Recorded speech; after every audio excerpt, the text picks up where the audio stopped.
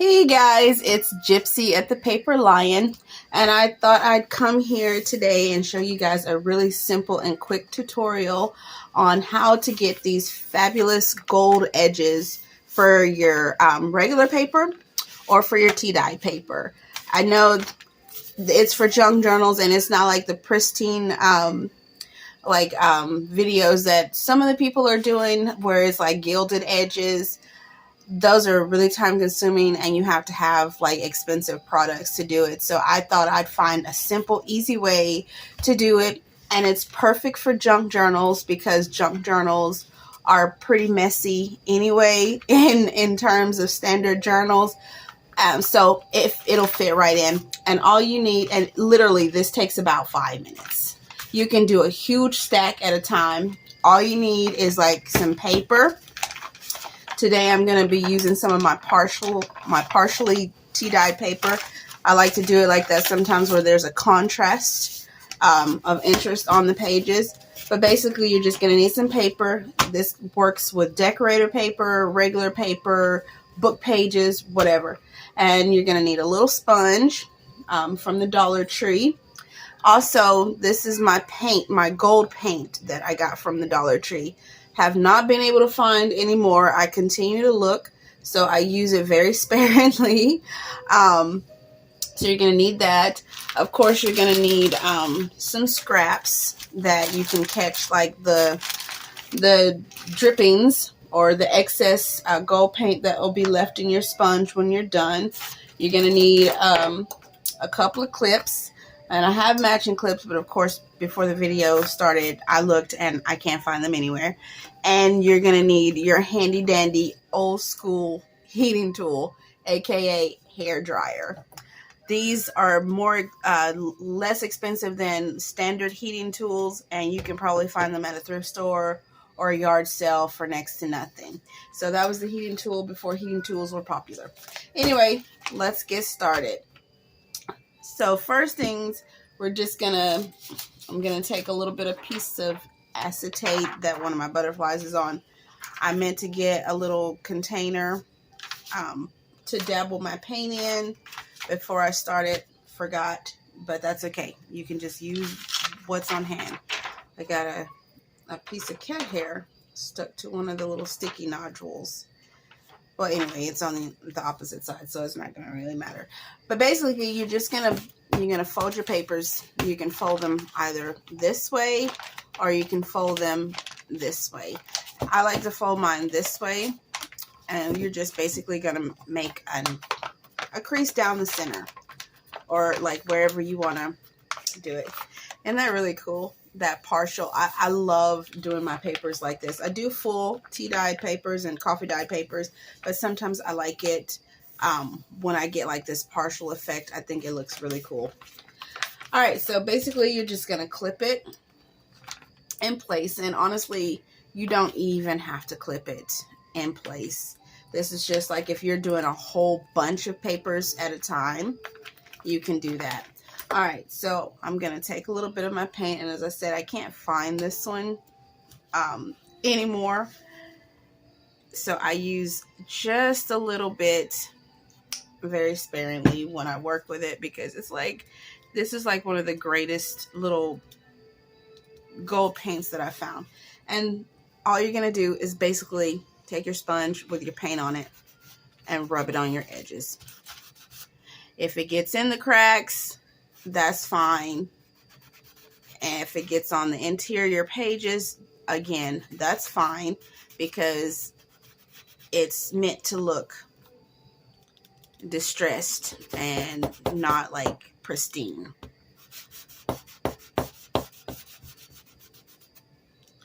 I didn't bring my glasses. Oh, actually I do have my glasses. Let me just put those on really quick so I can make sure that I'm getting pretty good coverage.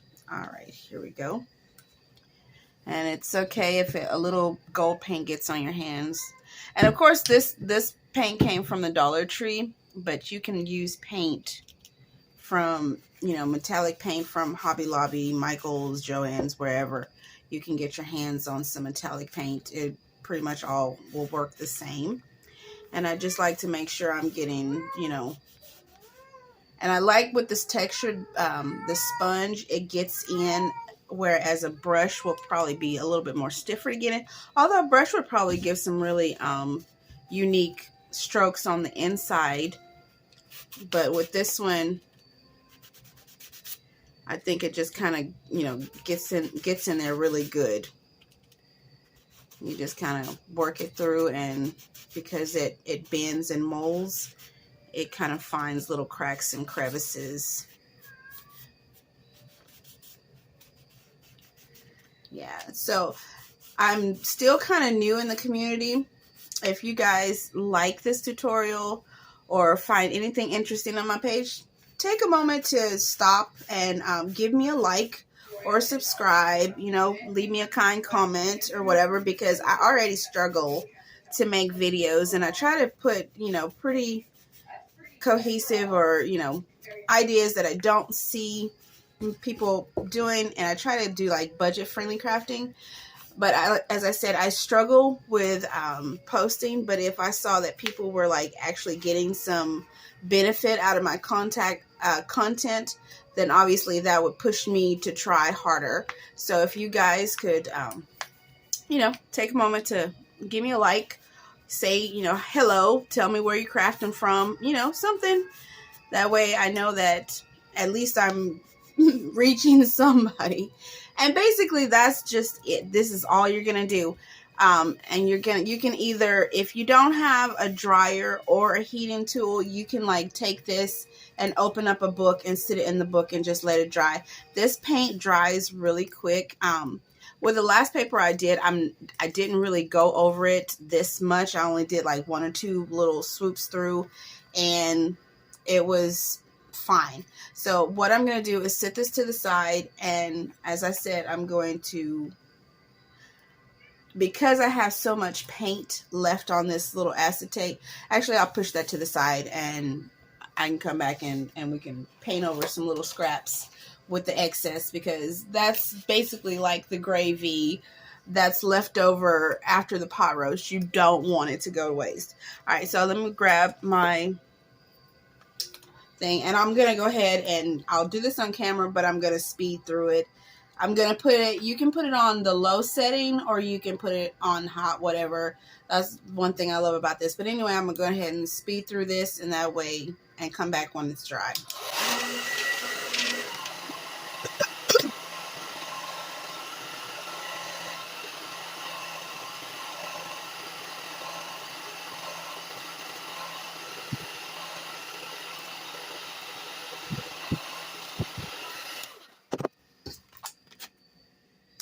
And that's it. Like literally, oh, that made a little scar in there, but that's okay. Probably wipe that off. But look how quick and fast that was. That was less than a minute of drying time. And look at some of them came out with these really fun edges from this, you know.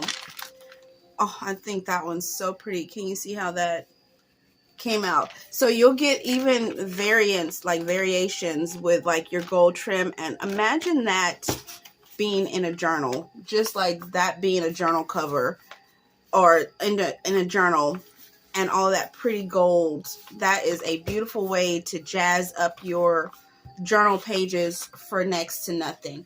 But anyway, as I said, that can be done on any kind of paper, your tea dye. I also was putting some of these in a new journals that I have coming out, and I wanted to add just plain writing paper because I put in an altered envelope, and if somebody wanted to give it as a gift, they could, you know, write a little note on some clean paper with just a touch of gold. So you can do that with that. You can do it with designer paper, and it literally 5 minutes it took. So with the rest of the paint, like I said, I just accidentally put a little bit too much, but don't waste it. All you gotta do, if you don't want to do this, you can like find a way to scrape it back into your bottle, but why waste it if you don't have to? Just go ahead and give yourself some gold scraps. You know, just put it on your scrap paper. We always have scraps. All of us have scraps. So why not jazz them up too? Oh, I think that'll be really pretty with this gold giraffe. I'm not sure what I'm gonna do with this this candy wrapper just yet. Don't know. And if you happen to put a little bit too much gold on there and you want to just, you know, dry it really quick, you already have your heating tool out.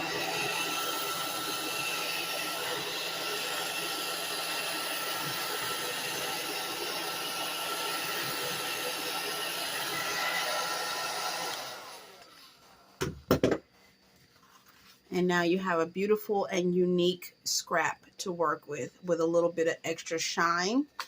Let's do a couple more. I took this out of a box that I got from the grocery store. Any of you guys shop at Aldi? They have these wonderful boxes that they just leave around in case you don't want to, you know, get a bag from them. And then, of course, you come home and you recycle the box. You don't throw it in the trash. You use it for something like that. And look how pretty that is. So simple. But anyway, the focus of the video was not this. It was the paper. But because I wanted to show you that waste not, want not, I'm going to go ahead and clear my brush by using it on some scraps that I already have. And that way these can go in the background or as accents on a page with your gold gilding. And 2 for 1. Set those to the side. Don't really have, oh, here's a book, a couple of book pages. Let's go ahead and get some gold on those. Like I say, this little sponge holds quite a bit left over in it. And that'll be nice to work with later.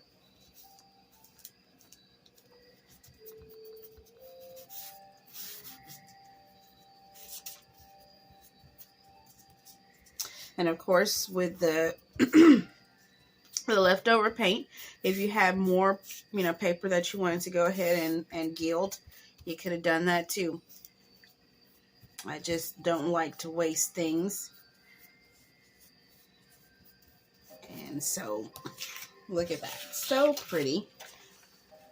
Look at how much craft, you know, stuff that I've gotten out of this little sponge. I think those are going to be so pretty. Let me see if I can get 1 or 2 more little. Anyway, I'm gonna end this video in a second because I don't want it to be too long.